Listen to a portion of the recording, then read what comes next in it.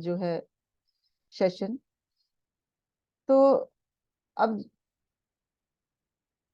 और वक्त ना लेते हुए मैं इसको स्टार्ट करती हूँ। लेकिन यहाँ पर ज्यादा जरूरी ये है बताना, क्योंकि कुछ लोग ऐसे भी होंगे जो फर्स्ट टाइम आज मेरा सेशन में आए होंगे, जिन लोगों को नहीं पता होगा कि भाई न्यूमरोलॉजी क्या है, किस तरह से वर्क करती है। तो बहुत ही छोटा सा मैं न्यूमरोलॉजी का इंट्रोडक्शन दूंगी और उसके बाद हम बेसिक डेस्टिनी के बारे में जानेंगे, किस तरह से हम नंबर्स को ग्रिड में प्लेस करते हैं वो जानेंगे। और उसके बाद हर नंबर का मैं नंबर वाइज नंबर 9 तक बताऊंगी कि किस तरह से हमें हेल्थ रिलेटेड प्रॉब्लम होती हैं जब भी हमारा कोई नंबर एग्रावेटेड होता है या उसकी एनर्जी, पर्टिकुलर नंबर की एनर्जी बहुत हाई हो जाती है। ठीक है, तो आप सब रेडी हैं?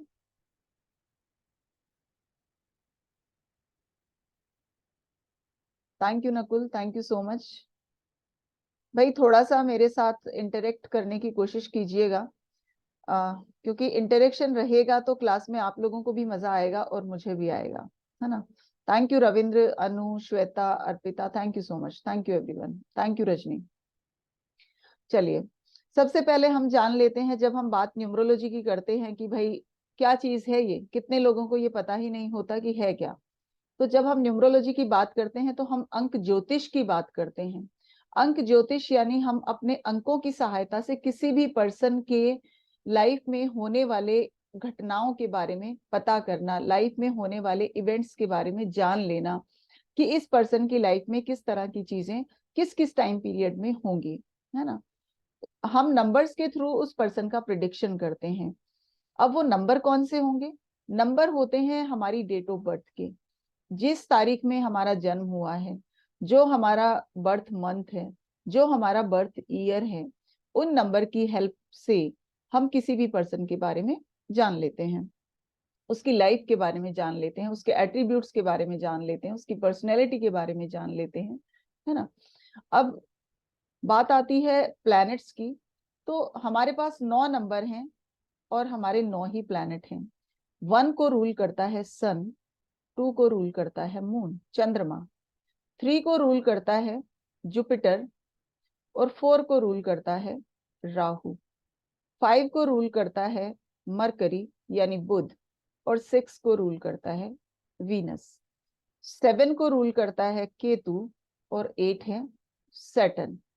अब ये 1 2 3, ये 7 8 ये क्या है वो मैं अभी आप लोगों को बताऊंगी। और 9 को रूल करता है मार्स। अगर हम हिंदी में कहें तो नंबर 1 सूर्य, नंबर 2 चंद्रमा, नंबर 3 गुरु, नंबर 4 राहु, 5 बुध, 6 शुक्र, 7 केतु, 8 शनि और 9 मंगल। ठीक है, हमारे 9 प्लैनेट हैं और 9 ही नंबर होते हैं। यानी कि किसी भी तारीख में आपका जन्म हुआ हो, उस जन्म तारीख को हम सिंगल डिजिट पर लेकर जाते हैं। 31 से आगे तो कोई डेट नहीं होती, है ना। अगर हम ये डेट भी देखें कि ये कौन सा नंबर है, तो 3 + 1 = 4, यानी ये नंबर 4 है, राहु है ना। तो इस तरह से 9 नंबर के बाहर कुछ भी नहीं जाता। जब भी हम न्यूमरोलॉजी की बात करते हैं तो कंपाउंड नंबर्स की तो करते ही करते हैं, साथ में 0 से लेके 9 नंबर्स की बात करते हैं। हालांकि 0 को किसी ग्रिड में जगह नहीं दी गई है और कोई भी न्यूमरोलॉजिस्ट 0 के बारे में बहुत कम बात करते हैं, है ना। तो यहाँ पर अभी हम नंबर्स जान रहे थे कि किस तरह से प्लैनेट से हम उस नंबर को कनेक्ट कर देते हैं, और जो हमारे नंबर हैं उस नंबर के अकॉर्डिंग उस नंबर को कौन सा प्लैनेट रूल कर रहा है, उस प्लैनेट के अकॉर्डिंग उस पर्सन के एट्रीब्यूट्स होंगे, उसके ट्रेट्स होंगे, उसकी क्वालिटीज होंगी। तो ये थोड़ा सा हमने इंट्रोडक्शन जाना। अब बात आती है कि न्यूमरोलॉजी हमारी हेल्प कैसे करती है। अब जब भी हमारी लाइफ में कुछ अच्छा होना होता है तो बहुत अच्छी बात है, लेकिन कोई चीज अगर हमारी लाइफ में अच्छी नहीं हो रही है तो उसके बहुत सारे रीजन हो सकते हैं। उसमें से एक प्लानिटरी इशू भी हो सकता है। तो हम अपने नंबर्स के थ्रू ये जान सकते हैं कि किसी भी पर्सन की लाइफ में होने वाला इवेंट कैसा होगा। अगर वो अच्छा है तो बहुत अच्छी बात है, अगर नहीं है तो फिर हम उस पर्सन को रेमेडीज देते हैं। बिल्कुल ऐसे ही जैसे बारिश आ रही होती है तो आसमान पे हाथ लगा के तो हम बारिश को नहीं रोक सकते, बारिश तो आएगी, लेकिन हम अपना अम्ब्रेला ओपन करके खुद उस बारिश से बच सकते हैं। तो बिल्कुल यहाँ पर भी हम अपना रेमेडीज देते हैं। जब भी हमें ये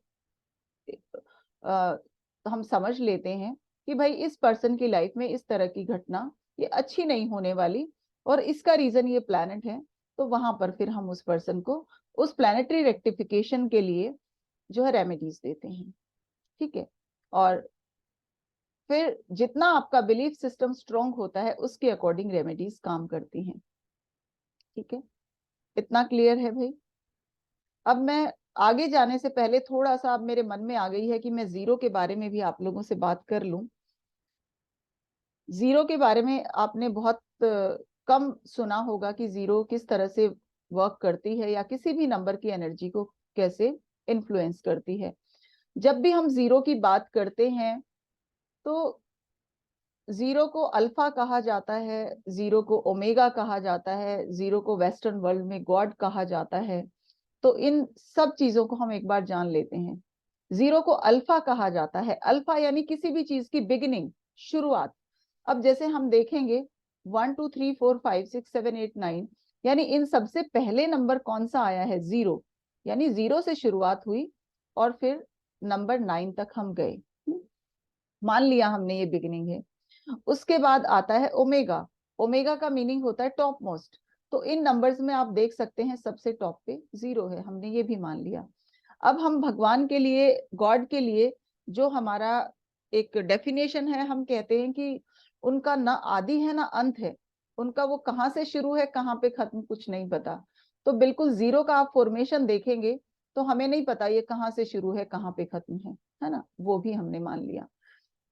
फिर बात आती है मैथमेटिकली, अगर कहा जाए तो किसी भी नंबर के साथ जब जीरो आती है तो कहा क्या जाता है, होता है कि भाई इस नंबर की जो है पावर मल्टीप्लाई हो जाती है। यानी एक के साथ एक जीरो आई तो 10 हो गया, दो जीरो आई तो 100। इसी तरह से इस नंबर का पावर बढ़ती रहती है ना। जितनी जीरोस होंगी ये पावरफुल होता रहेगा।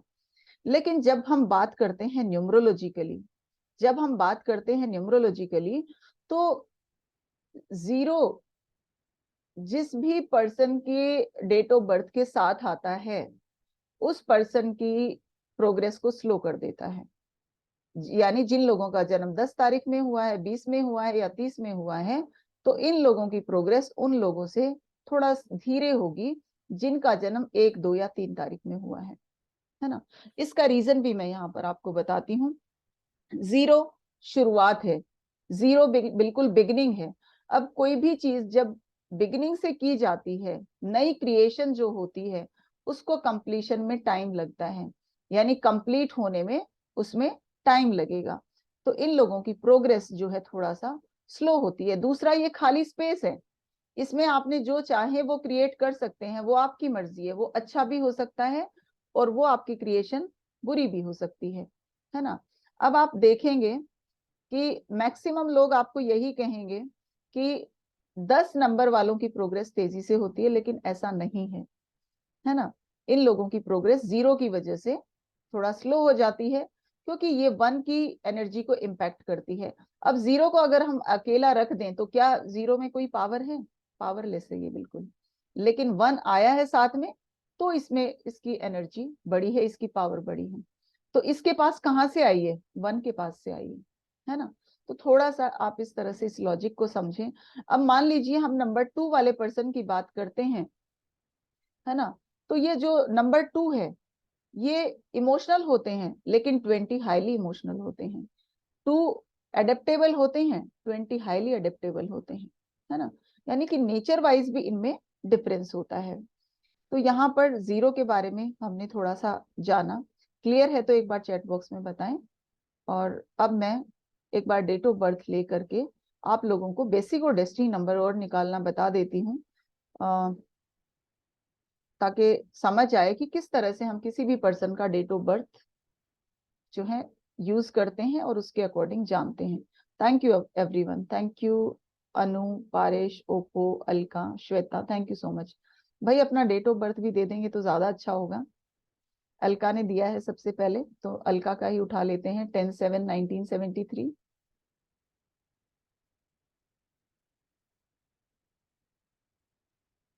ठीक है। हाँ जी, ये अलका का डेट ऑफ बर्थ है। हाँ जी, किसी ने हैंड रेज किया हुआ है। आप अभी अगर अपना चैट बॉक्स में क्वेश्चन लिखेंगे तो ज्यादा अच्छा रहेगा, क्योंकि अभी से मैंने अगर ओपन कर दिया तो हमारा कन्वर्सेशन थोड़ा सा स्लो हो जाएगी, और सबका टाइम आप लोगों का बहुत प्रीशियस है ना। तो ये अलका का मैंने डेट ऑफ बर्थ लिया है यहाँ पर। किस तरह से हम किसी भी पर्सन का बेसिक नंबर और डेस्टिनी नंबर निकालते हैं, ये क्या होते हैं हमारा, ये मूलांक है और ये भाग्यांक है। जब भी हम न्यूमरोलॉजी की बात करते हैं तो सबसे पहले हमें ये कैलकुलेशन तो करनी ही पड़ती है। उसके फर्स्ट स्टेप है, ये वेरी फर्स्ट स्टेप है। ठीक है। तो बेसिक नंबर आप देखेंगे, बेसिक नंबर क्या होता है, जो उस पर्सन की जन्म तारीख होती है उसको हम सिंगल डिजिट पर लेकर जाते हैं, वो आपका मूलांक होता है। आप सभी अपना मूलांक निकाल सकते हैं बिल्कुल इसी तरह। जैसे दीपक का यहाँ पर मैं देख रही हूँ, आपका मूलांक 5 है। आयुष्मान अंशुमान का मूलांक 5, इधर विनीत अंकम का मूलांक जो है 8 है। यानी आपका जो जन्म तारीख है उसको आप सिंगल डिजिट पर लेकर जाइए तो आपका मूलांक निकल आएगा। ठीक है। अच्छा, इतने लोगों के 8 आ रहे हैं, परेश, रजनी, दीपक, समीक्षा, ओके। चलिए अब यहाँ पर डेस्टिनी और इनका निकाल देते हैं। डेस्टिनी निकालने के लिए आप इन सभी नंबर्स को ऐड करते हैं, जो हमारा जन्म तारीख है, जो हमारा मंथ है, जो हमारा सेंचुरी है, और जो हमारा ईयर है। ठीक है। इसका मतलब ये है कि सभी लोगों को ऑलरेडी नॉलेज है कि किस तरह से बेसिक एंड डेस्टिनी निकाला जाता है, क्योंकि सभी लोगों ने मैक्सिमम यहाँ पर लिख के बता दिया है। लेकिन अब मैंने कैलकुलेशन स्टार्ट की है तो इसको मैं कंप्लीट कर देती हूँ। इनका आप देखेंगे डेस्टिनी नंबर भी 1 होगा, यानी यहां से जो डबल डिजिट आएगा और उस डबल डिजिट को हम सिंगल पर लेकर जाएंगे, सिंगल पर लेकर जाएंगे तो इनका डेस्टिनी नंबर भी 1 होगा और बेसिक नंबर भी 1 होगा। ठीक है। हाँ जी, प्रतीक पूछ रहे हैं कैसे डेस्टिनी कैलकुलेट करनी है। जो जन्म तारीख है वो हमने यहाँ पर लिया, उसके बाद जो मंथ है वो भी ले लिया, उसके बाद सेंचुरी, और उसके बाद ईयर। यानी जितने भी ये नंबर हमारे पास हैं इनको हमने यहाँ पर टोटल किया, और जो इनका सम आया, जो टोटल आया, उसको हम सिंगल डिजिट पर लेकर गए, और सिंगल डिजिट पर लेकर गए तो वो हमारा नंबर आया 1। ठीक है। तो सब लोगों ने अपना कैलकुलेट कर लिया है। अब मैं आपको बताती हूँ कि मैं कौन सी ग्रिड यहाँ पर बना रही हूँ। मैं वैदिक ग्रिड का यूज कर रही हूँ। ये नंबर्स की प्लेसमेंट होती है वैदिक ग्रिड में इस तरह से 319675 यानी ये इन 9 नंबर के घर हैं। इन घरों से बाहर ये कहीं नहीं जाते। अगर ये डबल हो जाते हैं, ट्रिपल हो जाते हैं, इनके भाई बहन होते हैं, तो वो इनके साथ ही रहते हैं, इस घर से बाहर वो कहीं नहीं निकलते। ये इनका इतना ही बड़ा प्लॉट है, अलग अलग 9 प्लॉट है। ठीक है। इस तरह से आप समझ सकते हैं। अगर मैंने यहाँ पर अलका जी का ग्रिड बनाना है तो मैं कैसे बनाऊंगी, आप देखिएगा ध्यान से। सबसे पहले जो इनका बेसिक नंबर है, ये जो इनका जन्म तारीख है उसको हमने ग्रिड में रखा 1। फिर इनका मंथ है उसको ग्रिड में रखा 7। सेंचुरी को हमने अवॉइड किया, सेंचुरी को हम ग्रिड में प्लेस नहीं करते। ठीक है। फिर है ईयर 73, 7, एंड ये हमारा आ गया 3। उसके बाद इनका डेस्टिनी नंबर 1 है। इस तरह से इनका ग्रिड बन के रेडी हो गई। इतनी ही इसमें इतना ही इसमें जो है, भाई स्क्रीन मैंने शो किया हुआ है, क्या आप लोगों को नजर नहीं आ रहा? प्लीज एक बार मुझे बताएं, आपको शो हो रहा है मेरा स्क्रीन या नहीं हो रहा? हाँ स्वाति, मैं दोबारा से बता देती हूँ, पर मुझे ये बताइए कि okay. Thank you Ravindra Kaur, thank you so much, thank you Rajni. भाई आप जिसको नजर नहीं आ रहा ना, तो वो थोड़ा स्क्रॉल करके देखें अपने स्क्रीन को, अगर आप छोटे डिवाइस पे हैं। हाँ, मुझे हटाइए वहां से अगर फोन पे हैं। ठीक है, तो आपको मेरा स्क्रीन भी नजर आएगा। चलिए एक बार फिर से मैं बता देती हूँ, या मैं दूसरा भी किसी का डेट ऑफ बर्थ ले लूंगी फिर बता दूंगी। बर्थ नंबर भी डालेंगे क्या? भाई बर्थ नंबर यहाँ पर 10 है इसलिए नहीं डालेंगे। बर्थ नंबर कौन कौन सी डेट में आएगा? जब आपका डबल डिजिट है, जब आपका डबल डिजिट में आपका डेट ऑफ बर्थ है। मान लीजिए 22 तारीख को किसी का जन्म हुआ है, तो ये 22 भी ग्रेड में आएगा एंड इक्वल्स टू 4, ये तीनों नंबर ग्रेड में आएंगे। ठीक है। अगर मैं अलका के बारे में कहूं तो यहाँ पर मैंने इनका ग्रेड बना लिया है। और जिस तरह से मैं इनके नंबर देख रही हूँ तो मुझे ये लग रहा है कि बहुत स्ट्रॉन्ग पर्सनैलिटी है, बहुत इंटेलिजेंट हैं, लोग इनको बहुत पसंद भी करते हैं और बहुत रिस्पेक्टेड पर्सनैलिटी हैं, बहुत ऑनेस्ट हैं, रॉयल हैं, लॉयल हैं, प्रैक्टिकल हैं, अपने डिसीजन प्रैक्टिकली लेते हैं। और इंट्यूशन इनकी बहुत स्ट्रांग है, इंट्यूशन पावर। अब डिपेंड करता है कि ये इस पर्सन को पता हो कि भाई इनके पास ये पावर है, क्योंकि कितनी बार हमें मालूम नहीं होता हमारे क्या वीकनेस है हमारी और क्या स्ट्रेंथ है। तो इनकी ये स्ट्रेंथ है कि इनकी इंट्यूशन पावर बहुत स्ट्रांग है ना। और जिस तरह के इनके नंबर देख रही हूं मैं, उसके अकॉर्डिंग जो है सन यहाँ पर थोड़ा एग्रावेटेड है,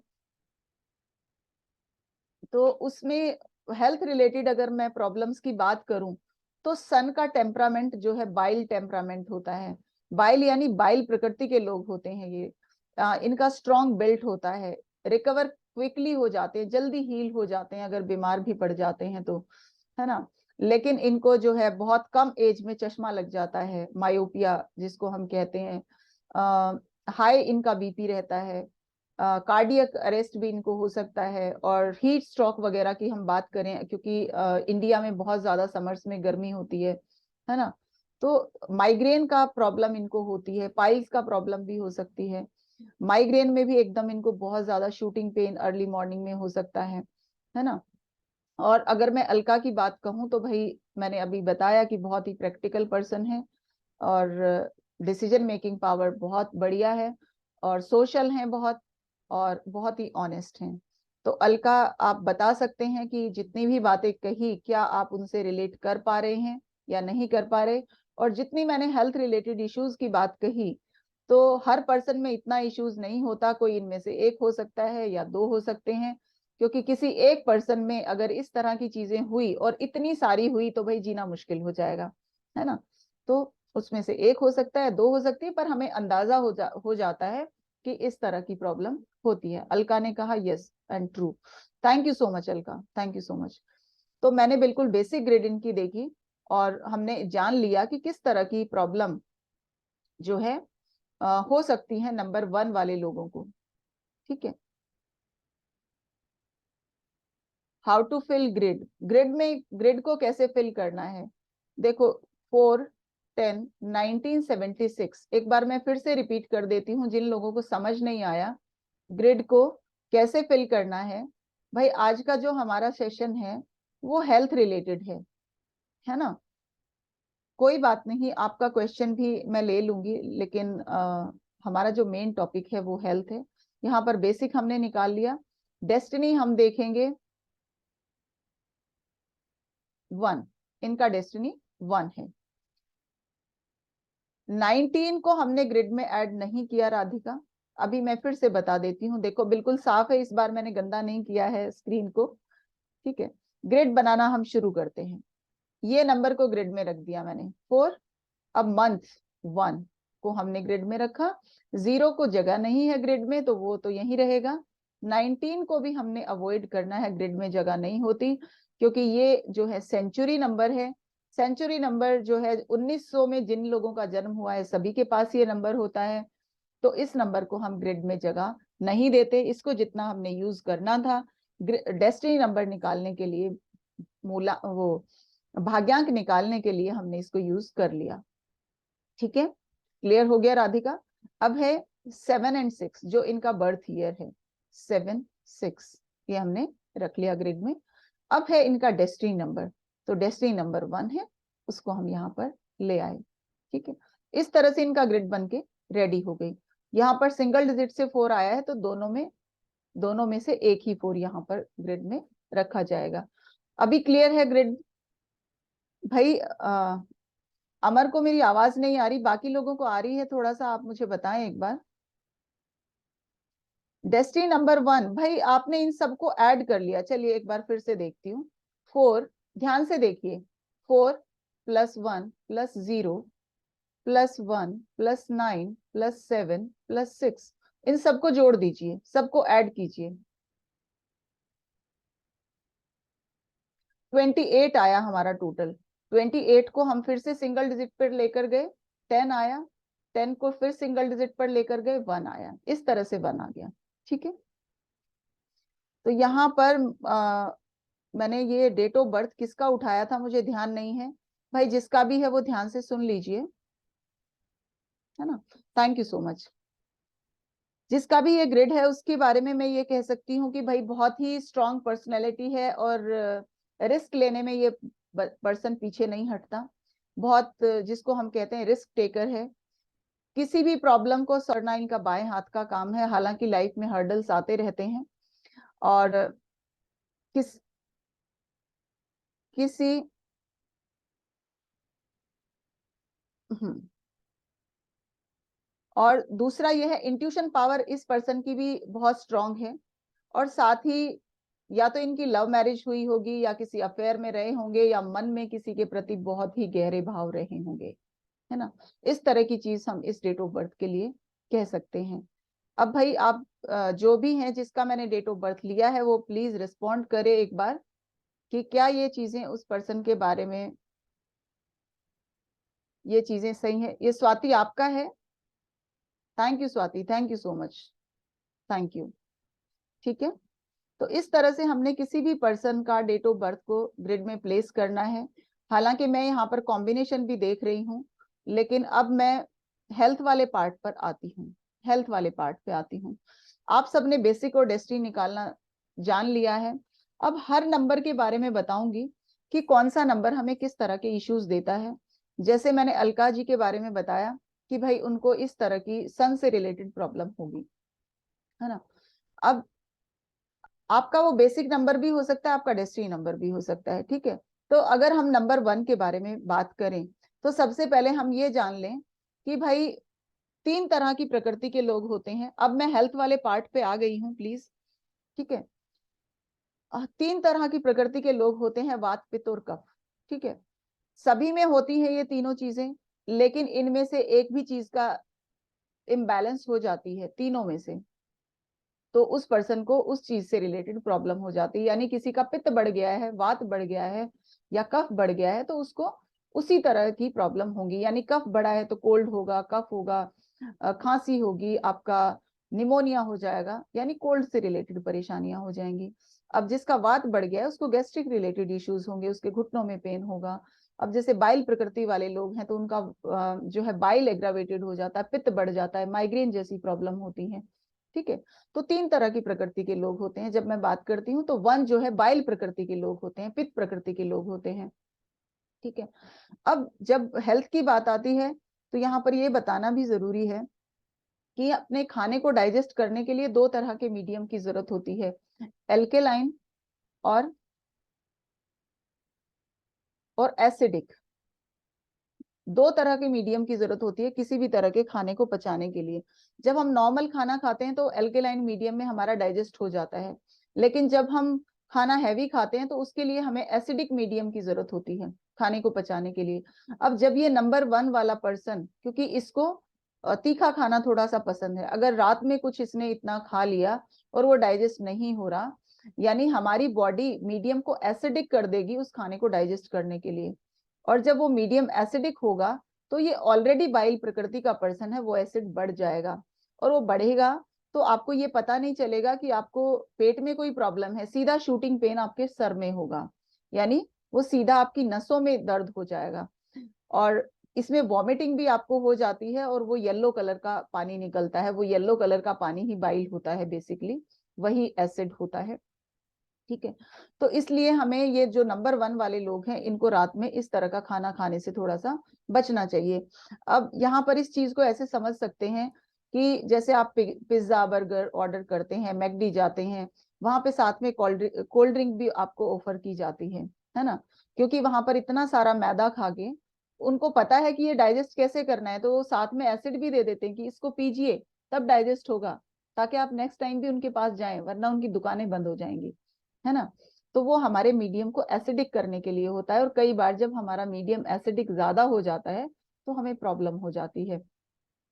तो नंबर 1 वाले लोगों को इस तरह की प्रॉब्लम होती है, हार्ट ट्रबल हो जाते हैं, ओवर एक्सर्शन हो जाता है, heat stroke, migraine, high blood pressure, चश्मा जल्दी लग जाता है, ठीक है।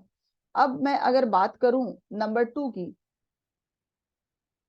यहाँ पर जो नंबर 1 वाले लोग हैं, या तो उनका बेसिक नंबर 1 है, या डेस्टिनी नंबर 1 है, या दशाएं उनकी 1 की चल रही होंगी, या नंबर 1 उनका नेगेटिव हो गया होगा, तो इस तरह की प्रॉब्लम उस पर्सन में होंगी। मैं आपको सभी नंबर्स की रेमेडीज भी दूंगी, ठीक है। तो लेकिन साथ में मेरे साथ जुड़े रहिए और मुझे साथ में मेरे साथ इंटरेक्ट करते रहिए कि जो 1 वाले लोग हैं क्या इस तरह की प्रॉब्लम है, ठीक है। और जरूरी नहीं है कि सारी प्रॉब्लम हो। अब मैं नंबर 2 पे आती हूँ। नंबर 2 हमारा मून है। जो नंबर 2 वाले लोग हैं, यहाँ पर राधिका हैं, ध्यान से सुनिएगा। नंबर 2 हमारा मून है। मून जो है सबकॉन्शियस माइंड का हमारा नंबर है, सबकॉन्शियस माइंड का। तो जब भी मून रिलेटेड प्रॉब्लम होती है या मून एग्रावेटेड होता है हमारा, या इसकी एनर्जी बहुत हाई हो जाती है, तो हमें सबकॉन्शियस माइंड रिलेटेड प्रॉब्लम हो जाती है, क्योंकि ये पर्सन इस समय पे इमोशनली डिस्टर्ब हो जाएगा। जब जब इमोशन डिस्टर्ब होंगे, ये एंजाइटी में जाएगा, फियर में जाएगा, डिप्रेशन में जाएगा, स्ट्रेस में जाएगा, ठीक है।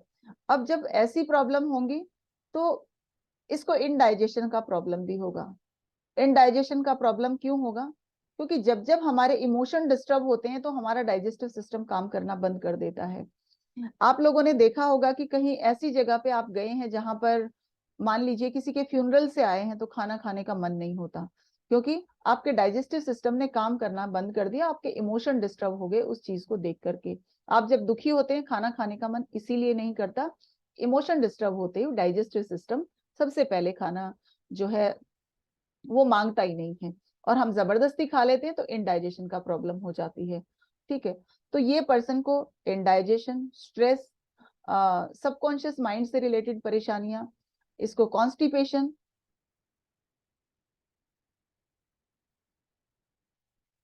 हाँ जी मैं रिपीट कर दूंगी, अभी मैं आगे बढ़ रही हूँ, ठीक है। अभी नंबर 2 की हम बात कर रहे थे। तो इस तरह की प्रॉब्लम नंबर 2 में होगी। अब ये नंबर 1 में हाई बीपी होता है, अब नंबर 2 में ये हमारा जो है कोल्ड प्लैनेट है, तो लो बीपी यहाँ पर रहेगा। इन लोगों का लो बीपी की समस्या रहेगी, कोल्ड होगा, कफ होगा, निमोनिया होगा, टोंसिल्स हो सकते हैं, वाटर रिटेंशन हो सकता है, ठीक है। तो इस तरह की प्रॉब्लम नंबर 2 देता है। और जो हमारे बॉडी में लिम्फ है, जिसको हम वाटर कहते हैं, है ना, मून उसको इम्पैक्ट करता है, उससे रिलेटेड जो है प्रॉब्लम हो सकती है किसी भी पर्सन को जो नंबर 2 जिसका एग्रावेटेड हो गया है। तो अगर इस तरह के लोग हैं यहाँ पर नंबर 2 वाले, तो आप मुझे एक बार चैट बॉक्स में लिखकर बताएं कि मेरी बातों से आप रिलेट कर पा रहे हैं या नहीं कर पा रहे हैं। और मैं आ जाती हूँ अब नंबर 3 पे तब तक, ठीक है।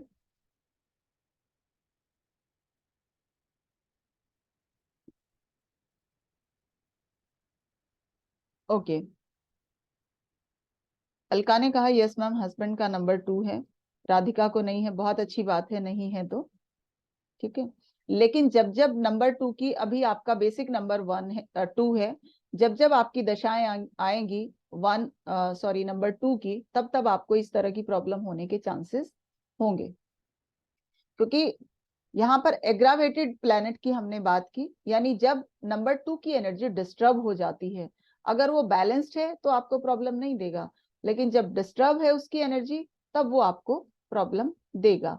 नंबर 2 है बट हाई बीपी, हो सकता है इस समय नंबर 1 का आपका कोई दशा चल रही हो, ठीक है। हो सकता है इस समय पे नंबर 1 की कोई एनर्जी आपके लिए काम कर रही हो। नंबर 3 की बात करते हैं। नंबर 3 वाले लोग जो है इनका बैलेंस टेम्परामेंट होता है, इनका बैलेंस टेम्परामेंट होता है। दशा कैसे जाने, मेरा पिछला वेबिनार मैंने महादशा का ही किया था, तो कोई दशा वाला मेरा वेबिनार अटेंड कर लीजिए, मैं आपको कैलकुलेट करना बता दूंगी, ठीक है। जब नंबर 3 की बात करते हैं, तो यानी ये गुरु है, गुरु का काम है हमें ग्रोथ देना, ठीक है। और इस नंबर की एनर्जी जब बहुत हाई होती है, इस नंबर की एनर्जी नेगेटिव हो जाती है, तब ये रिकॉर्डिंग होगी तो पता नहीं मुझे, मैं अपना टीम से पूछ लूंगी, ठीक है। ये नंबर क्योंकि हमें ग्रोथ देता है, और जब जब इस नंबर की एनर्जी बहुत हाई होती है, तो ये हमारी बॉडी में नेगेटिवली जो है ग्रोथ देना शुरू कर देता है। नेगेटिवली ग्रोथ कैसे करेगा? क्योंकि जुपिटर सबसे बड़ा प्लैनेट है, हमारी बॉडी का सबसे बड़ा पार्ट लीवर है, तो लिवर को रिप्रेजेंट करता है जुपिटर, ठीक है। जो हमारा डाइजेस्टिव सिस्टम है उससे रिलेटेड प्रॉब्लम होना शुरू हो जाएंगी। फैटी लीवर आपको हो सकता है, डायबिटीज हो सकती है। डायबिटीज में क्या हो रहा है, शुगर बढ़ रहा है। फैटी लीवर में क्या हो रहा है, लीवर पे फैट बढ़ रहा है। आपको जो है ओबेस आप हो सकते हैं, आपका वजन बढ़ सकता है। इसमें भी क्या है, आपका बॉडी में ग्रोथ हो रही है, ठीक है। थायराइड हो सकता है, जॉन्डिस हो सकता है, आपको जो है ट्यूमर, फाइब्रोइड। ट्यूमर में भी तो यही होता है कि आपका बॉडी में सेल्स की ग्रोथ होना शुरू हो जाती है। तो यहाँ पर मैं ये भी हमेशा अपने वेबिनार्स में बोलती हूँ या फिर मेरी क्लास होती है तब भी, कि भाई नंबर 3 वाला पर्सन है और उसको इस तरह की परेशानियां हैं, तो आप ये समझ लीजिए उसका नंबर 3 कहीं ना कहीं, नंबर 3 की एनर्जी उसके लिए नेगेटिवली काम कर रही है। तो इस समय पे अगर उसने कोई भी जेमस्टोन डाला हुआ है, गुरु का पुखराज डाला हुआ है, येलो पुखराज, तो कुछ समय के लिए उसको उतार कर देखिए, आपको पॉजिटिव रिजल्ट मिलेंगे। मिले तो आप उतार के रख दीजिए, अगर आपको फिर भी आपका मन नहीं मानता तो पहन लीजिए, ठीक है। मेरी तरफ से कोई वो इसमें मैं फोर्स नहीं करूंगी आप लोगों को, लेकिन ये करके जरूर देखिए इस तरह की इश्यूज हैं तो। अब जितनी प्रॉब्लम बताई, भाई ये डेस्टिनी भी हो सकता है, ये बेसिक भी हो सकता है या फिर इसकी दशाएं भी हो सकती हैं। जब हमारी दशा महादशा प्रत्यंतर दशा चलती हैं, मान लीजिए आपके पास ऑलरेडी नंबर 3 है, फिर दशा अंतरदशा आ गई, ये नंबर एग्रावेटेड हो गया, इस नंबर की एनर्जी डिस्टर्ब हो गई, ठीक है। और नंबर की एनर्जी डिस्टर्ब होगी तो फिर ये ग्रोथ इस तरह से देना शुरू कर देगा आपको नेगेटिवली आपकी बॉडी में। क्या पहनना चाहिए, नंबर 1 का तो भाई जेमस्टोन रूबी है, हमारा माणिक है, ठीक है। तो इन सब नंबर्स का मैं आपको रेमेडीज भी दे दूंगी अगर आप मेरे साथ बने रहें। नहीं नहीं, महादशा में सिर्फ नेगेटिव रिजल्ट ही नहीं मिलते हैं। आपके पास कोई नंबर नहीं है, कोई नंबर मिसिंग है, आप हमेशा ये कहते हैं कि भाई हमारे पास तो ये नंबर मिसिंग है, तो आप ये समझ लीजिए जब भी उस नंबर की महादशा आएगी या अंतरदशा आएगी, वो नंबर आपके लिए पॉजिटिवली वर्क करेगा। तो मिसिंग नंबर होना कोई बुरी बात नहीं होती, बहुत अच्छी बात होती है, ठीक है। नंबर 4 की बात अगर हम करते हैं,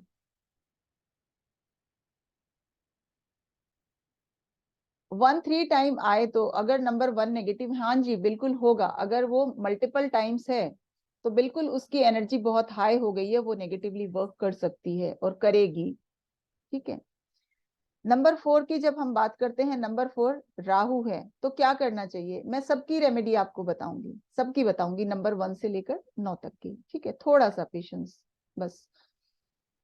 नंबर 4 पे आ गई हूँ, 9 तक बताऊंगी, फिर मैं उसके बाद रेमेडीज आप लोगों के साथ शेयर कर दूंगी, ठीक है। चलिए नंबर 4 की बात करते हैं। नंबर 4 वाले बाइल प्लस वात, बाइल प्लस वात प्रकृति के लोग होते हैं, यानी इनका बाइल भी एग्रावेटेड हो जाता है, इनका वात भी बढ़ जाता है, विंड जिसको हम कहते हैं। यानी इन लोगों को गैस्ट्रिक इश्यूज भी बहुत होते हैं नंबर 4 वाले लोगों को। वैसे ये स्ट्रॉन्ग बिल्ट होते हैं नंबर 4, और इनको रेस्पिरेटरी सिस्टम रिलेटेड प्रॉब्लम हो जाती हैं, या फिर इस तरह के इश्यूज होते हैं कि जब भी राहु आता है तो भाई ये सडननेस का नंबर है, अचानक से कब क्या कौन सी प्रॉब्लम दे दे इसको प्रिडिक्ट नहीं कर पाता कोई भी। कितनी बार ये हॉस्पिटलाइज करा देता है, कितनी बार जो है चोट वगैरह लग जाती है, इन्फेक्शियस फीवर इसमें हो जाते हैं, कोई मिस्टीरियस डिजीज हो जाता है जिसमें हमें यही नहीं पता चलता कि एग्जैक्टली हमें हुआ क्या है। डॉक्टर के पास जाएंगे आप, वहां पे आपको डॉक्टर कहेगा कि कोई परेशानी नहीं है, लेकिन आपको ये लगता रहेगा कि भाई कुछ ना कुछ तो मुझे प्रॉब्लम है, मैं ठीक नहीं हूं अंदर से। Thank you Pallavi, thank you so much, ठीक है। कितनी बार ये होता है कि इस पर्सन का जो है रिपोर्ट्स चेंज होने के भी चांसेस रहते हैं, कि आपका सही रिपोर्ट जो है निकल के ही नहीं आएगी, वो कहीं ना कहीं गायब हो जाएगी। यानी राहु इस तरह की चीजें करता है ना। अब मेरा जो सेशन चल रहा है उसमें एक मेरे स्टूडेंट हैं, उनको जो है फॉरेन जाना है, लेकिन thank you Vijay Sharma, thank you so much, thank you Anu. तो क्या हुआ यहाँ पर, मैं राहु की बात बता रही हूँ कि राहु किस तरह से इल्यूजन में रखता है, ठीक है। उनके हस्बैंड के नाम में थोड़ा सा प्रॉब्लम हो गई, यहां से सारी चीजें ठीक गई हैं, लेकिन वहां पे उनके नाम में H की जगह उन्होंने N कर दिया, इस वजह से उनका वीजा नहीं लग पा रहा। जब हमने उनकी दशाएं चेक की तो राहु की दशा चल रही है, और मेरे को बिल्कुल यही अंदेशा था कि इस तरह की प्रॉब्लम हुई है तो कहीं ना कहीं राहु अपने खेल दिखा रहा है ना। तो ये राहु में इस तरह की प्रॉब्लम होती है। Thank you Oppo, thank you so much. अब आपने 2020 में देखा कि 2020 हमारा ईयर नंबर 4 था, और इसमें कोविड आया, और इस कोविड को पकड़ने में, उस वायरस को पकड़ने में 1.5 साल लग गया, यानी वैक्सीन बनने में। यानी हर पल वो वायरस अपना जो उसका कंपोजिशन थी वो चेंज हो रही थी कंटिन्यूअसली, तो वो पकड़ में नहीं आ रहा था। Thank you Pradeep, thank you so much. तो नंबर 4 इस तरह की प्रॉब्लम देता है कि हम उसको प्रिडिक्ट ही नहीं कर पाते। जिस तरह से लोग अनप्रिडिक्टेबल होते हैं ना, ये इनकी प्रॉब्लम भी अनप्रिडिक्टेबल होती है कि कब क्या कौन सी सडन प्रॉब्लम आ जाए, कुछ कह नहीं सकते, है ना। जैसे एस्थमा जैसी प्रॉब्लम है, एकदम से हो जाएगी। वैसे एलर्जी है एस्थमा बेसिकली, लेकिन आप ठीक ठाक हैं और अचानक से आपको जो है इस तरह का कोई अस्थमा का प्रॉब्लम है तो अचानक से अटैक आ जाता है ना। तो रेस्पिरेटरी सिस्टम से रिलेटेड भी प्रॉब्लम देता है, एक्सीडेंट्स भी दे सकता है, इन्फेक्शियस फीवर भी दे सकता है, लेकिन ज्यादातर टाइम समझ ही नहीं आएगा कि इस पर्सन को हुआ क्या है। ठीक है, अब आ जाते हैं हम नंबर 5 पे। नंबर 5, जब जब ये एग्रावेटेड होगा, जब जब इसकी एनर्जी बहुत हाई हो जाएगी, तो ये पर्सन जो है रात भर सोचता रहेगा अपने बिजनेस के बारे में, और जब बिजनेस के बारे में सोचेगा तो इसको नींद नहीं आएगी, और इसको कहते हैं इंसोमनिया।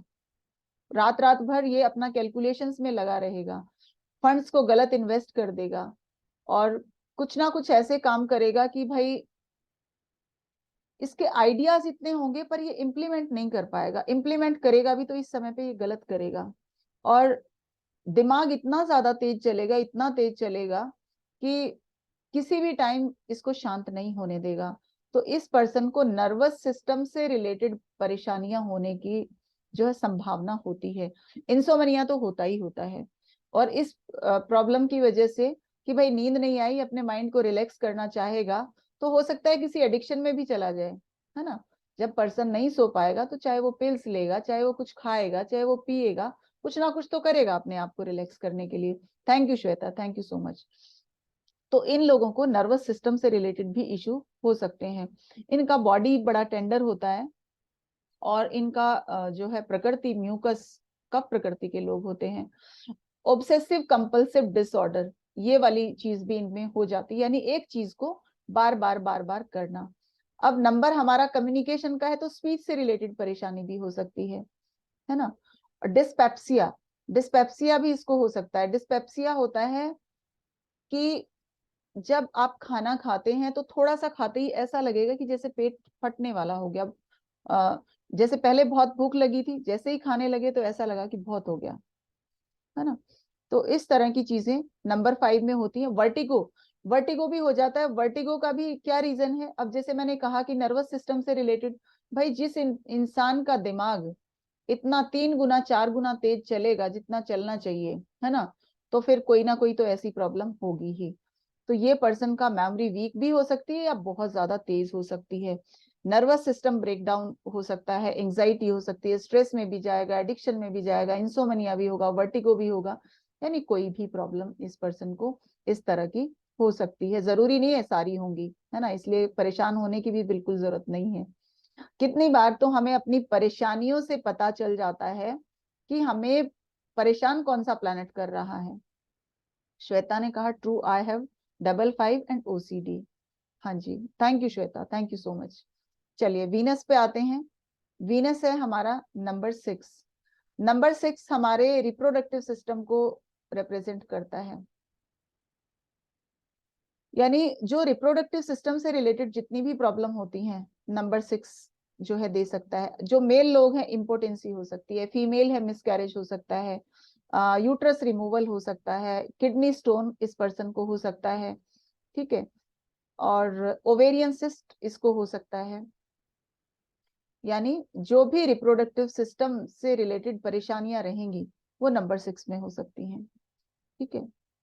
इनफर्टिलिटी, आपका जो है प्रेगनेंसी कॉम्प्लिकेशंस, यहाँ पे नंबर 6 जब जब एग्रावेटेड होगा, कब की बात कर रही हूं मैं, जब जब ये नेगेटिव होगा तब तब की बात कर रही हूँ। मैम माय फ्रेंड है मूलांक एंड भाग्यांक 6।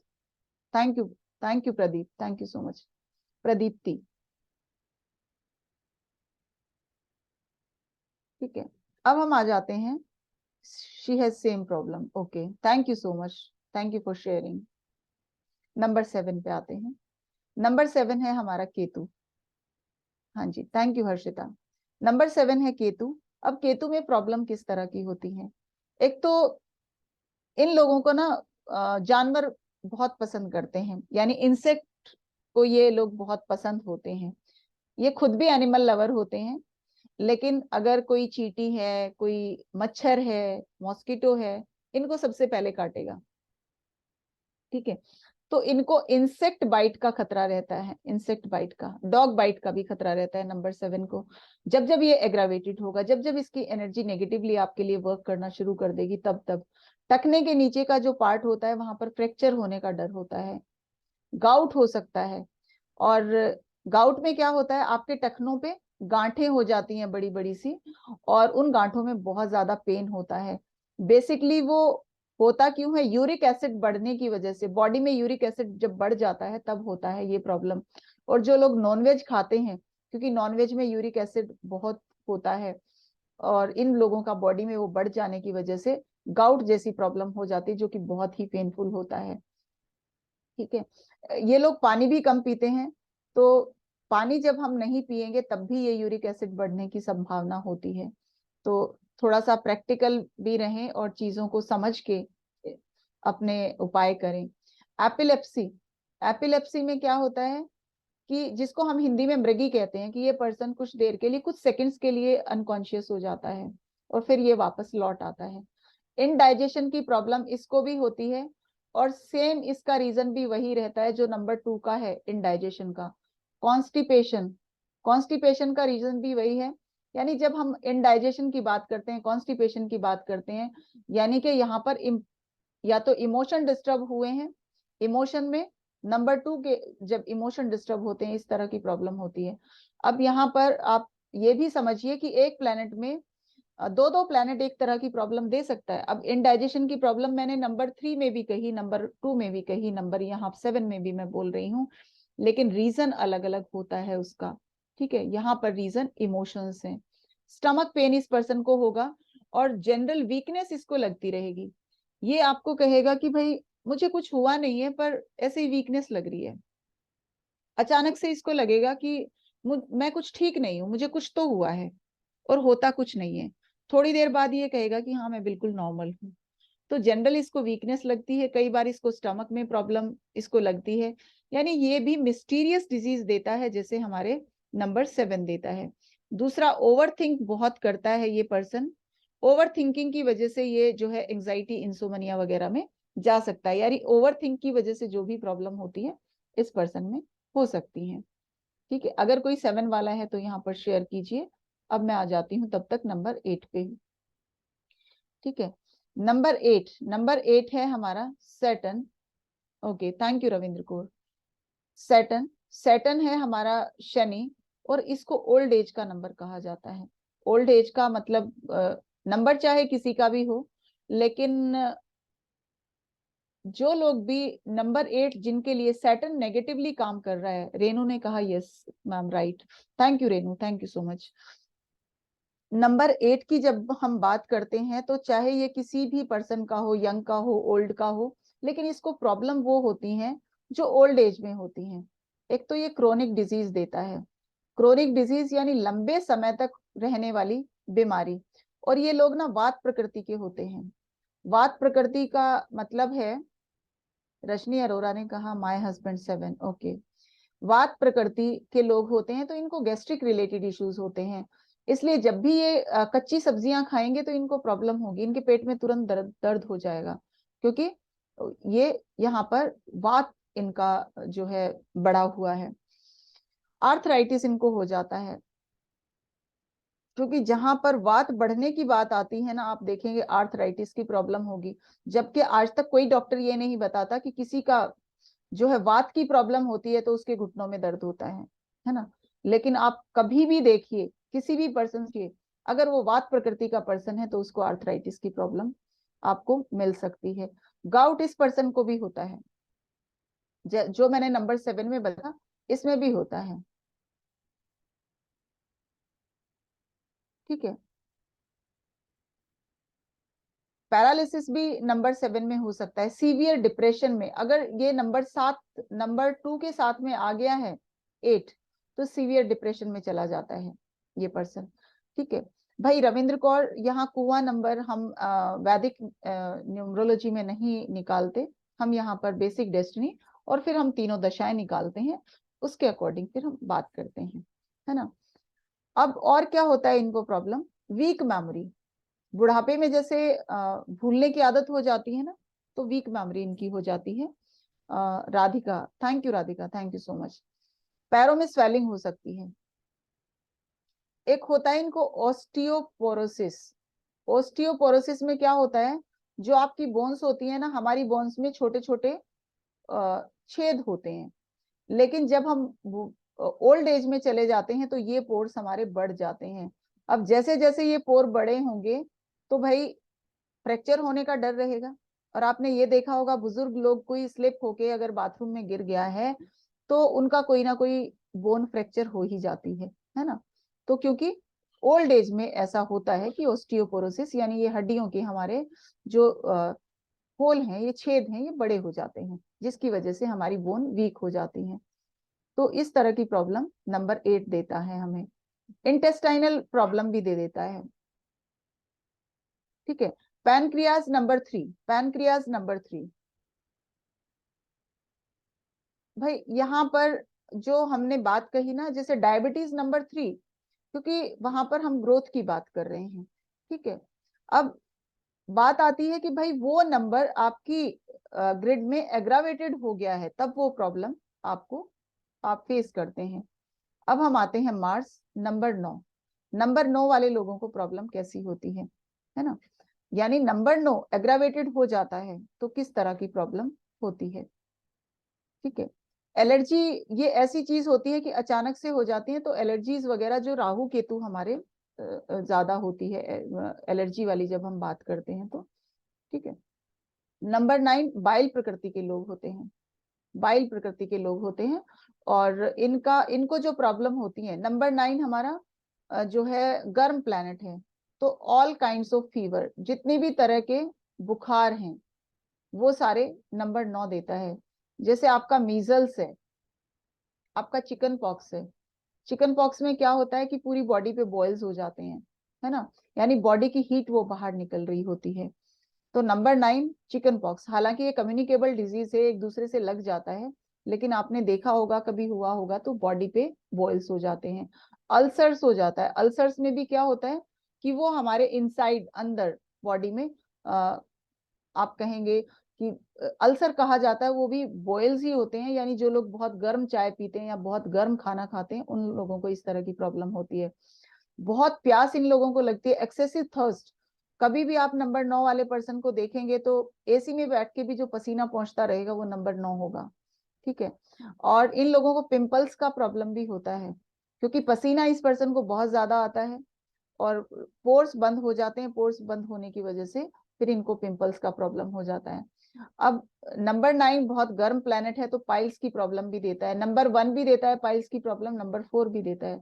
ब्लिस्टर्स, मुंह में छाले, स्किन रैशेज, स्किन पे जो रैशेज होते हैं, नंबर 9।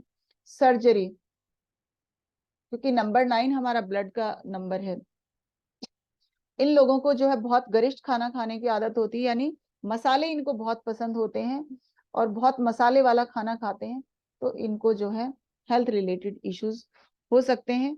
दूसरा, ब्लड से रिलेटेड प्रॉब्लम भी हो सकती है, जैसे थैलीसीमिया है, माइनर थैलीसीमिया है, या ब्लड से संबंधित कोई भी परेशानी, क्योंकि नंबर 9 हमारा रेड ब्लड सेल्स का नंबर है।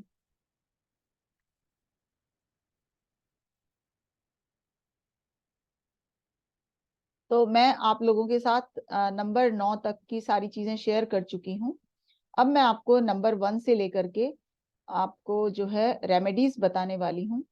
ओके, हर्षिता बोल रही है my son has this problem, thank you so much. हाँ जी, नंबर 1, क्योंकि हमारा प्लैनेट गर्म प्लैनेट है, तो नंबर 1 में हार्ट ट्रबल होते हैं, ओवर एक्सर्शन हो जाता है। हालांकि ये लोग बहुत जल्दी ठीक हो जाते हैं। कार्डियक अरेस्ट, माइग्रेन, मायोपिया, यानी बहुत कम उम्र में इन लोगों को चश्मा लग जाता है, हीट स्ट्रोक इनको हो जाता है। ठीक है, इस तरह की प्रॉब्लम नंबर 1 देता है। अब नंबर 1 में आपने रेमेडी क्या करनी है? स्किन की प्रॉब्लम भाई नंबर 8 भी दे देता है, नंबर 5 भी दे देता है, दोनों दे देते हैं, क्योंकि जो डेड स्किन होती है नंबर 8 है, और स्किन की प्रॉब्लम नंबर 5 भी देता है। ठीक है, हर्षिता ने कहा my son and daughter both are thalassemia. Okay, दोनों थैलेसीमिक हैं। भाई माइनर है कि? चलिए, हम नंबर 1 की रेमेडीज बता रहे थे। गायत्री मंत्र का आप चैंट करें, गायत्री मंत्र का चैंट आप कर सकते हैं। माइनर कोई बात नहीं, माइनर में कोई इतना ज्यादा इशू नहीं होता, लेकिन फिर भी उसमें क्या होता है कि जो आपके रेड ब्लड सेल्स हैं उनका एक टाइम पीरियड होता है, और वो टाइम से पहले डिस्ट्रॉय हो जाते हैं। यानी मान लीजिए 70 डेज का पीरियड होता है, मुझे नहीं पता एग्जैक्टली क्योंकि मैं डॉक्टर नहीं हूँ, लेकिन होता यही है उसमें कि जैसे 70 डेज कोई सेल्स हमारे बने रहते हैं, लेकिन वो उससे पहले डिस्ट्रॉय हो जाते हैं। इस पर्सन में जो है रेड ब्लड सेल, एचबी इनका बहुत डाउन होता है। हम्म, हाँ, ये आप बिल्कुल ठीक बोल रहे हैं प्रदीप्ति, ताकि चाइल्ड बर्थ हो तो उसमें सेम प्रॉब्लम ना हो। Okay, thank you Pradeepti. चलिए, यहाँ पर मैं बता रही थी नंबर 1 की रेमेडीज। एक तो गायत्री मंत्र का चैंट करें, और किसी से free gift never never accept free gift. Free gift ना लें। अगर किसी ने दे दिया है कुछ, तो भाई उसको उससे ज्यादा लौटाने की कोशिश करें। ठीक है, क्योंकि गिफ्ट को हम मना तो कर नहीं सकते, तो उससे ज्यादा दे दें, कोई बात नहीं। ठीक है, रूबी कलर के कपड़े आप डोनेट करें। रूबी का कलर होता है ना, जो माणिक का कलर होता है, आपने जेमस्टोन देखा होगा हमारे सन का, तो रूबी कलर के कपड़े आप डोनेट कर सकते हैं। ठीक है, दूसरा, ये पर्सन को ना रेगुलर मसाज लेना चाहिए आमंड ऑयल से, ताकि इनका जो है ब्लड सर्कुलेशन सही रहे। और ऐसी चीजें अवॉइड करें जो एसिडिटी बढ़ाते हैं। अपना ब्लड केमिस्ट्री को एल्केलाइन बना के रखें, ताकि आपका खाना जल्दी डाइजेस्ट हो जाए। और एल्केलाइन कैसे रहेगा? अगर आप वाटरी फ्रूट खाते हैं तो बहुत आसानी से आप इसको एल्केलाइन कर सकते हैं। दूसरा, संडेज को फास्ट रखें। संडेज को फास्ट रखते हुए नमक ना खाएं, ये ध्यान रखना है आपको। एक्सेसिव साल्ट को आपने अवॉइड करना है। ठीक है, और सूर्य मंत्र भी यहाँ पर आप चैंट कर सकते हैं, ओम श्री सूर्य देवाय नमः, या ओम ह्राम ह्रीम ह्रोम स सूर्याय नमः। हाँ जी, नंबर 1 3 टाइम्स आए और नेगेटिव हो तो, हाँ जी, उसी के लिए मैं ये रेमेडीज बता रही हूँ, आप ये रेमेडी करें। ठीक है, चलिए नंबर 2 की रेमेडीज पे आते हैं। नंबर 2 में क्या करना है? नंबर 2 बहुत ही health prone to health problems होते हैं, जल्दी इनको हेल्थ रिलेटेड प्रॉब्लम हो जाती हैं। एक तो मंडे को फास्ट रखें ये लोग, क्योंकि यहाँ पर उस एनर्जी को हमने बैलेंस करना है, मंडेज को फास्ट रखें। दूसरा, नंबर 2 वाले लोग जो है भगवान शिव की आराधना करें, भगवान शिव की आराधना करें। और कुछ लोग आपको ये बोलते हुए सुनेंगे कि नंबर 2 तो ऑलरेडी पानी है, और पानी पानी हो जाएगा अगर भगवान शिव की आराधना की हो, भगवान शिव को जल चढ़ाया। ऐसा बिल्कुल नहीं है। भगवान शिव हमें फियरलेसनेस देते हैं, आप फियरलेस हो जाते हो बिल्कुल। ठीक है, तो इसलिए इस भ्रम में मत रहना कि नंबर 2 अगर भगवान शिव को जल चढ़ा दिया तो पानी पानी हो जाएगा, बिल्कुल ऐसा नहीं है। आप फियरलेस हो जाएंगे, क्योंकि आपका माइंड जो डिस्टर्ब है, आपके इमोशंस वो बैलेंस हो जाएंगे। ठीक है, तो मंडेज को फास्ट रखें, भगवान शिव की आराधना करें, और जो है पक्षी आपने पिंजरे में रखे हुए हैं तो उनको जो है आजाद कर दें। ठीक है, क्योंकि वो सबकॉन्शियस माइंड उनका किस लेवल पे चल रहा होगा, किसी को भी आपने अगर कैद में रखा हुआ है तो वो आपको भी इम्पैक्ट करेगा। ठीक है, रेगुलर बॉडी मसाज ये पर्सन भी कराए, और इनको मेडिटेशन करने की बहुत ज्यादा जरूरत होती है, ताकि इनके इमोशंस डिस्टर्ब ना हो, वरना ये बहुत दुखी रहते हैं अपने प्रेम प्यार की वजह से, कि मुझे तो जैसे जैसे ये नंबर एग्रावेटेड होगा, ये बंदा परेशान हो जाएगा कि मुझे इतना प्यार नहीं मिल रहा, मुझे इतना केयर नहीं मिल रहा जिसका मैं हकदार हूँ, और इसीलिए फिर ये रोता है। ठीक है, तो ये चीजें करे। और दूसरा, इनको जैसे cold and cough related problem हो जाती है तो सुबह सुबह बहुत अच्छा रहेगा अगर ये हनी एंड पेपर यानी शहद और काली मिर्च पीस करके मॉर्निंग में 1 चम्मच लें और ऊपर से पानी पी लें। लेकिन गर्मी के मौसम में ध्यान रखें क्योंकि शहद थोड़ा गर्म होता है तो सबको सूट नहीं करता, इस चीज का ध्यान रखें। ठीक है, और किसी भी एडिक्शन को ये अवॉइड करें क्योंकि नंबर 2 एक बार एडिक्शन में चला गया तो इसकी एडिक्शन इसके इमोशंस के साथ जुड़ जाती है, फिर छोड़ना मुश्किल हो जाता है। अगर मंत्रा की बात करें तो ओम श्राम श्रीम श्रोम सह चंद्रमसी नमः, इस मंत्र का आप उच्चारण कर सकते हैं। नंबर 3 की बात करते हैं। नंबर 3 की आपने क्या रेमेडी करनी है? नंबर 3 में आप थर्सडे को फास्ट रखें। नंबर 3 को थर्सडे के फास्ट रखें। और थर्सडे को फास्ट रखते हुए आपने क्या करना है? थर्सडे के फास्ट रखते हुए आपने आज तक यही सुना होगा, येलो पहनो, येलो खाओ, येलो सब कुछ करो। लेकिन यहाँ पर ऑलरेडी जब एनर्जी हाई हो गई है नंबर 3 की, तो उसको हमने बैलेंस करना है और हाई नहीं करना है। तो आप सैफरन तिलक तो लगाएं लेकिन येलो कपड़े ना पहने। आपने देखा होगा ना कि जॉन्डिस जब किसी पर्सन को होता है, नंबर 3 में की एनर्जी जब हाई हो जाती है तो जॉन्डिस का प्रॉब्लम भी हो जाती है। तो जो लोग इनर वियर आप पहनते हैं तो उनका कलर भी येलो हो जाता है, यानी आपकी बॉडी से ही वो कलर छूटने लगता है, आईज का कलर येलो हो जाता है, यानी उसकी एनर्जी को हमने कम करना है जो कि बहुत हाई हो गई है। तो आप क्या करेंगे? यहाँ पे फास्ट रखेंगे और आप येलो सैफरन का तिलक लगाएंगे लेकिन येलो कपड़े अवॉइड करेंगे। येलो कलर की चीजें आप डोनेट करेंगे। आप बनाना डोनेट कर सकते हैं, गाय को खिला सकते हैं, आप चना दाल गुड़ ये सब चीजें बांट सकते हैं, गाय को खिला सकते हैं। ठीक है, और थर्सडे को फास्ट रखते हुए आपने जो है नमक नहीं खाना है और अपने गुरु की ब्लेसिंग्स लेते रहें। और ब्रीदिंग एक्सरसाइज ये पर्सन करे। और अगर इसको डायबिटीज है या फिर ओबेस है तो भाई ब्रिस्क वॉक करे, बहुत जरूरी है इसलिए इस पर्सन के लिए। ठीक है, और शुगर का इंटेक कम कर दे क्योंकि भाई शुगर का इंटेक तो कम करना पड़ेगा क्योंकि बहुत चांसेस रहते हैं इस पर्सन के डायबिटिक होने के, क्योंकि इन लोगों को ये वैसे भी ये मीठा पसंद है। और विष्णु सहस्त्र नाम का पाठ कर सकते हैं। और एक चीज और इम्पोर्टेंट नंबर 3 के लिए ही, अगर आपने फास्ट रखा है उस दिन थर्सडे को तो आप खुद बनाना ना खाएं क्योंकि आप उसमें बनाना की पूजा करते हैं। औरों को बांटें, कोई प्रॉब्लम नहीं है। और लेकिन खुद नहीं खाना क्योंकि आप उस दिन उसका दान कर रहे हैं, आपने उससे फास्ट रखा है उसका। तो आप दान करें लेकिन खुद केला ना खाएं, आपने उस दिन उसकी पूजा की है। ठीक है, नंबर 4 के लिए आते हैं। नंबर 4 में क्या करना है आपने? नंबर 4 में सबसे पहले तो आपके घर में जो इलेक्ट्रॉनिक्स आइटम टूटे फूटे हैं या जिनको आप यूज नहीं करते, यूजलेस हैं, उनको आप घर से बाहर निकाल दें। क्रॉकरी टूटी हुई है तो उसको बाहर निकाल दें। दूसरा, अपने घर में कैम्फर का खुशबू करके रखें, कपूर का खुशबू करके रखें, ताकि आपके घर वो डिफ्यूजर वगैरह जो आते हैं आजकल वो आप लगा के रख सकते हैं। और कोई ना कोई उसके ऊपर एसेंशियल ऑयल आ सकते हैं या तो कपूर का ऑयल उस पे डाल सकते हैं ताकि जो है सारे घर में खुशबू रहे और वो नेगेटिविटी ना रहे नंबर 4 की। ठीक है, पूरे घर में वो करें। दूसरा, आप भगवान शिव की आराधना करें। भगवान शिव की आराधना की बात यहाँ पर क्यों आती है?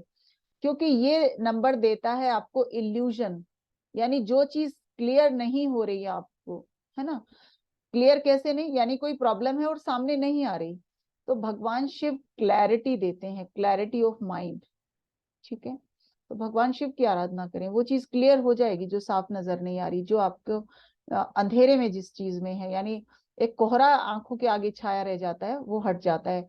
और इन लोगों को कंज्यूम करना चाहिए कोकोनट वाटर, बहुत जरूरी है इनके लिए।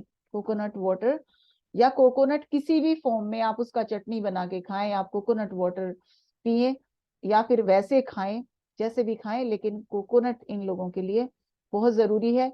और इन लोगों को क्योंकि गैस्ट्रिक रिलेटेड इश्यू होते हैं तो स्टेल फूड यानी बासी खाना ये लोग ना खाएं तो अच्छा रहेगा इन लोगों के लिए।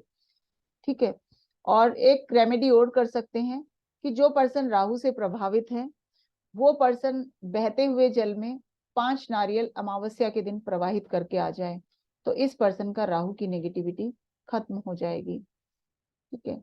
नंबर 5 के लिए, मरकरी के लिए हम क्या रेमेडी करें? और हाँ, नंबर 4 के लिए आप डिसेबल्ड लोगों को खाना भी खिला सकते हैं। ठीक है। नंबर 5 पे आते हैं। नंबर 5 में बहुत जरूरी है इस पर्सन के माइंड का थोड़ा सा सेटल डाउन हो जाना। अब जब जब ये नंबर एग्रावेटेड होगा, ये पर्सन इतना चंचल हो जाएगा, यानी रेस्टलेस हो जाएगा, और ये टिक के बैठ नहीं सकता 5 मिनट भी। तो मेडिटेशन तो इसके बस की नहीं है करनी, पर इसके लिए करना जरूरी है, क्योंकि उस माइंड को शांत करना है जो इतना तेज गति से दौड़ रहा है। वो शांत नहीं होगा तो नर्वस सिस्टम से रिलेटेड प्रॉब्लम होंगी। अब ये शांत कैसे होगा?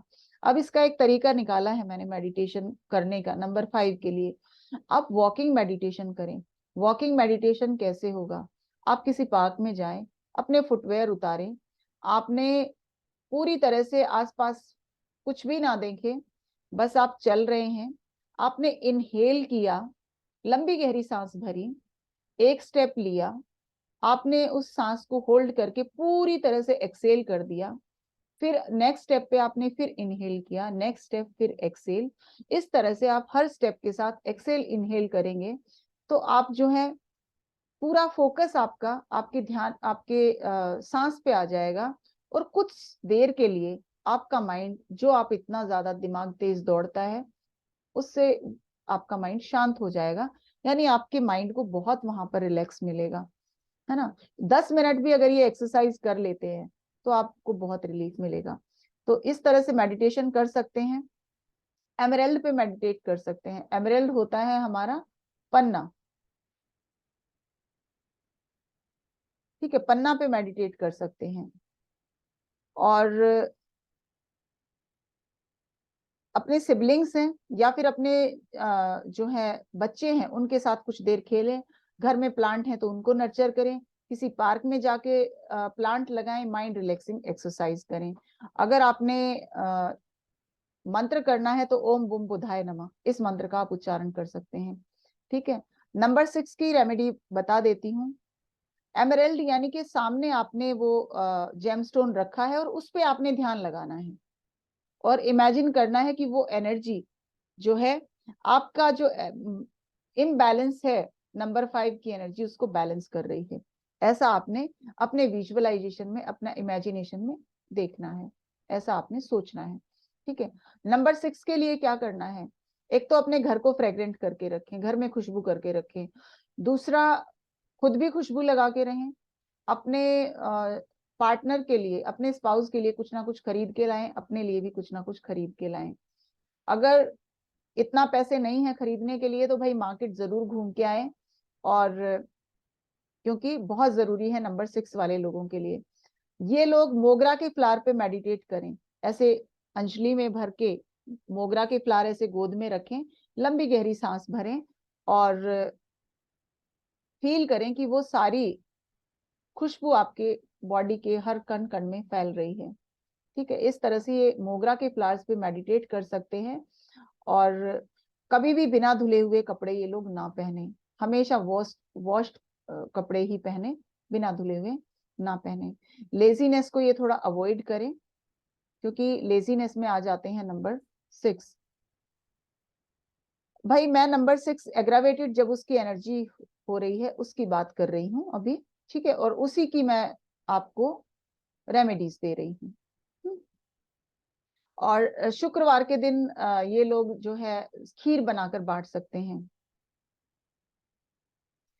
ओरिजिनल डिफरेंट और पेपर्स में डिफरेंट है, तो भाई न्यूमरोलॉजी के अकॉर्डिंग तब हम जान सकते हैं कि पहले हम उस पर्सन का दोनों डेट ऑफ बर्थ लें, फिर उस पर्सन के एट्रीब्यूट्स बताए जाएं, फिर आप बताएंगे कि उसमें कौन से एट्रीब्यूट्स हैं। वैसे जितने नंबर हैं वो सारे नंबर हमारे लिए काम करते हैं, तो ये बड़ी गड़बड़ हो जाती है जब आपके ऐसे दो दो डेट ऑफ बर्थ हो जाते हैं। ठीक है। नंबर 7 की हम बात कर रहे थे। नंबर 7 में एक तो इन लोगों को ना विटामिन डी का इंटेक बढ़ा देना चाहिए, जो गाउट वगैरह का इनको प्रॉब्लम होता है। ठीक है। स्ट्रेसफुल सिचुएशन से निकल जाता है पर्सन अगर विटामिन डी वगैरह वो लेता है। अपनी नर्व्स को रिलैक्स करने के लिए इनको किसी रिवर साइड पे या पानी वाली साइड कोई है वहां पर घूम के आए। और बहुत जरूरी है इनके लिए भी मेडिटेट करना। इन लोगों के लिए अगर कोई इनका हॉबी है तो उसको परस्यू करें। अगर ये डांस करना जानते हैं, अगर ये सिंगिंग करना जानते हैं, कोई स्विमिंग करना है, कोई बुक रीड करना है, किसी ना किसी अपनी हॉबी में घुस जाएं, है ना। तो आपका माइंड शांत रहेगा, माइंड आपका पूरा वहां पर डाइवर्ट हो जाएगा। तो ये इस तरह की प्रैक्टिकल आप रेमेडी कर सकते हैं, क्योंकि जब जब आप रनिंग करेंगे, जॉगिंग करेंगे, डांस करेंगे, स्विमिंग करेंगे, आपका एंडोर्फिन लेवल अप होगा। एंडोर्फिन लेवल अप होने का मतलब ये है कि आपके हैप्पीनेस केमिकल आपकी बॉडी में रिलीज हो रहे हैं। ठीक है। चेक के ब्लैंकेट आप डोनेट करें, घर में डॉग रख सकते हैं। ठीक है। नंबर 8 की जब बात करते हैं, नंबर 8 वाले लोग ब्लैक कलर की चीजें डोनेट करें। ब्लैक कलर में काला उड़द हो सकता है, काला कंबल हो सकता है, वो किसी भी ओल्ड एज में होम में जाकर आप देकर आ सकते हैं। और फुटवेयर आप डोनेट करें, फुटवेयर आप डोनेट कर सकते हैं। ओम शम शनिश्चराय नमः इस मंत्र का उच्चारण कर सकते हैं। ठीक है। फिर आते हैं हम नंबर 9 पे। नंबर 9 की रेमेडीज में आप क्या करेंगे? नंबर 9 में सबसे पहले तो इन लोगों को अवॉइड करना है जो है स्पाइसी फूड। अपने जितना मसाले खाते हैं उसको कम करें। बॉडी मसाज कराएं ये अपना टाइम टू टाइम।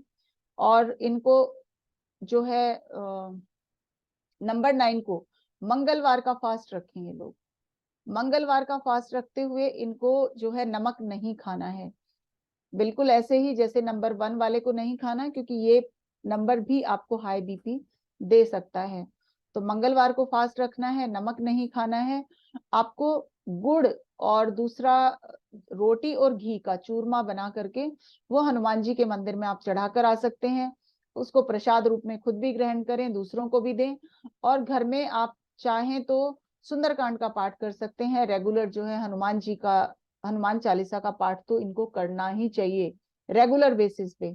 ठीक है। रिलीजियसली इस चीज को फॉलो करें। और रेड कलर की चीजें ये लोग डोनेट करें, क्योंकि ये हमारा ब्लड रेड कलर का प्लैनेट है। ठीक है। तो मैं 9 नंबर की रेमेडीज आप लोगों के साथ शेयर कर चुकी हूँ। 9 नंबर्स के जो भी हेल्थ इश्यूज हैं वो आप लोगों के साथ मैंने शेयर किया। और जो मैंने प्रॉमिस किया था वो मैंने आप लोगों के साथ शेयर किया है। अभी मैं आप लोगों के सिर्फ 10 मिनट और लूंगी, और शायद 7 ही मिनट में मैं कवर अप कर दूं। अपने कोर्स का कंटेंट मैं आप लोगों के साथ शेयर करने जा रही हूँ। अगर आप भी इस तरह से प्रिडिक्शन करना सीखना चाहते हैं, इसको एज ए प्रोफेशन, एक प्रोफेशनल न्यूमरोलॉजिस्ट बनना चाहते हैं, तो मेरे साथ जुड़ सकते हैं और जुड़े रह सकते हैं मेरे कोर्स का कंटेंट जानने के लिए, है ना। क्योंकि ज्यादा वक्त नहीं लूंगी। कोर्स का कंटेंट शेयर करने के बाद फिर मैं, मेरे पास जितने भी ऑफर्स हैं वो ऑफर्स मैं आप लोगों के साथ शेयर करूंगी। और अभी तक आप लोग बने हुए हैं मेरे साथ, थैंक यू सो मच। मेरा स्क्रीन आप लोगों को नजर आ रहा होगा। हमारे कोर्स का नाम प्रोफेशनल, फुल प्रोफेशनल वैदिक न्यूमरोलॉजी कोर्स है। जिस ग्रिड का मैंने यहाँ पर यूज करके दिखाया था, वैसे ही ग्रिड का हम जो है यूज करेंगे अपना कोर्स के दौरान। इसमें कोर्स में क्या क्या है, मैं आप लोगों को कोर्स कंटेंट एक बार शो कर देना चाहती हूँ।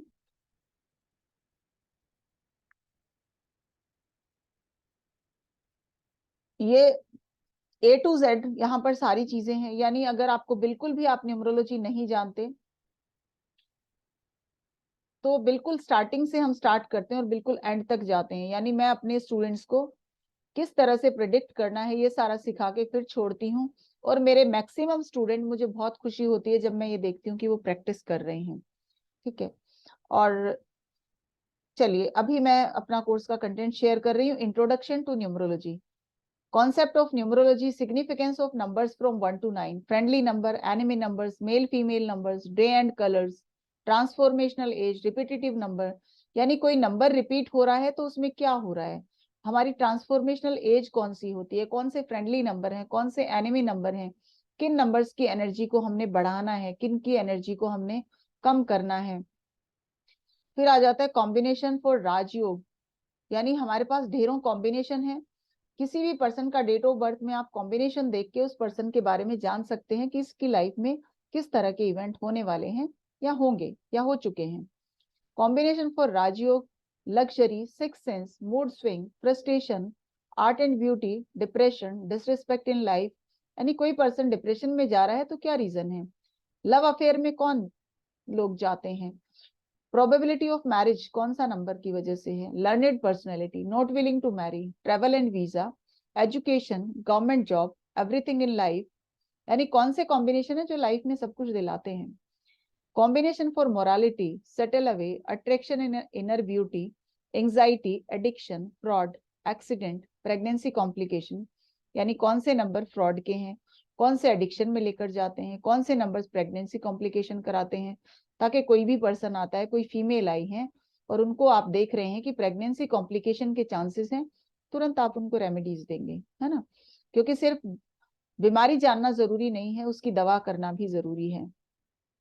Combination for irrational behaviour, misfortune, spirituality, show off, disturbance in family, disturbance in married life, instability, extreme rise, यानी कौन से नंबर हैं जो हमें एक्सट्रीम राइज कराते हैं? कौन से मिसफॉर्चून के हैं? लिटिगेशन एंड डिस्प्यूट कौन से नंबर करते हैं? Health problem, hospitalisation, fan following, love marriage, property dispute, slow learning, यानी कैसे बताएं हम किसी बच्चे के नंबर देख के कि भाई ये स्लो लर्नर है बच्चा और इस वजह से है, ऐसा होता है तो आप उसको रेमेडी देंगे। Combination for divorce, jail, numbers and health, numbers and professions, ये सारी चीजें आप जानेंगे। परफेक्ट कॉम्बिनेशन फॉर एचआर, इसमें एक कॉर्पोरेट न्यूमरोलॉजी अभी हमारी आ गई है। Finance, supervisor, sales and marketing, receptionist, आपका IT, security personal, purchase, admin skill, purchase of property, ये सारी चीजें आप सारे कॉम्बिनेशन इसमें जानेंगे। मोस्ट इंपॉर्टेंट पार्ट ऑफ वैदिक न्यूमरोलॉजी इज दशा साइकिल, सबसे इंपॉर्टेंट पार्ट है हमारा दशा साइकिल। किसी और सिस्टम में ये चीज नहीं होती, सिर्फ और सिर्फ वैदिक न्यूमरोलॉजी में ये पार्ट आता है। इसमें हम 45 ईयर्स की दशा साइकिल चलती है, महादशा जिसको हम कहते हैं, यानी आने वाले कुछ सालों में कैसा रहेगा इसकी लाइफ में। अंतरदशा यानी आने वाला एक साल कैसा रहेगा। प्रत्यंतर दशा यानी आने वाले कुछ दिन कैसे रहेंगे इस पर्सन के।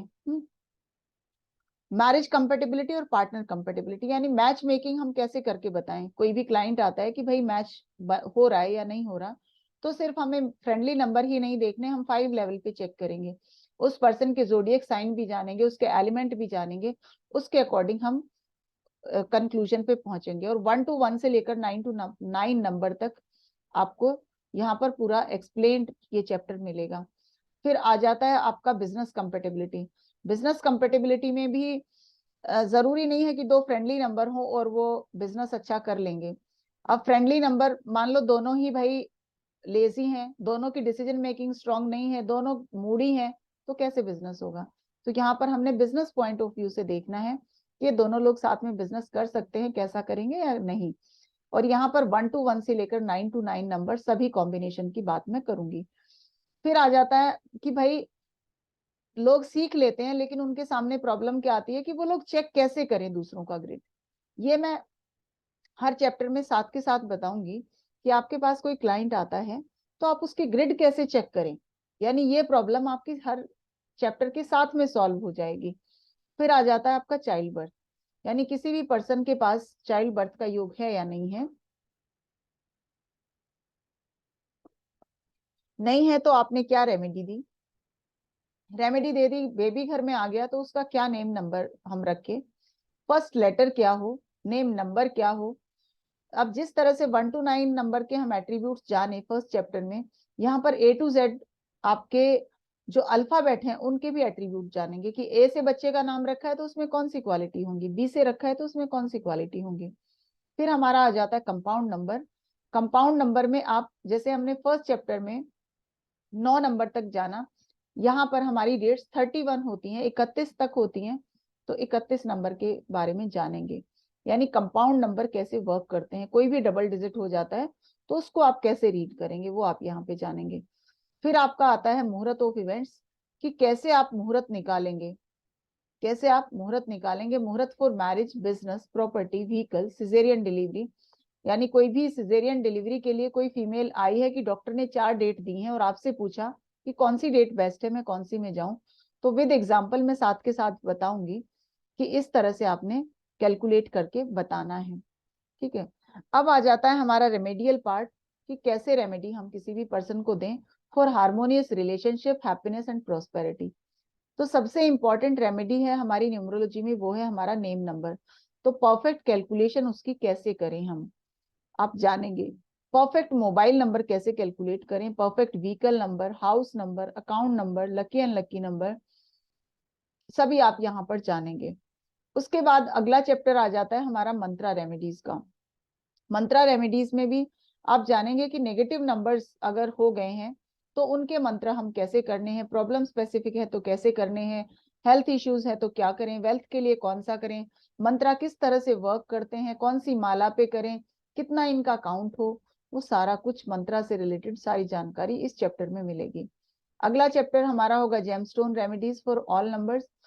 अब 9 नंबर के जेमस्टोन सबको पता है, लेकिन यहाँ पर डिटेल में आपको पता चलेगा कौन सा जेमस्टोन कौन लोग पहने, क्यों पहने, कब पहने, कौन सा फिंगर में पहने, कितने रत्ती का पहने, कैसे अपनी इंटेंशन सेट करें, कैसे अपना पर्पस कहें, अवॉइड करें, कौन लोग नुकसान करेंगे तो क्या करेंगे और फायदा करेंगे तो क्या करेंगे। यानी जेमस्टोन से रिलेटेड सारी जानकारी आपको यहाँ पर मिलेगी। तो ऑलमोस्ट सारा कंटेंट मैं शेयर कर चुकी हूँ, हालांकि अभी भी बहुत सारी चीजें बची हैं मेरे पास,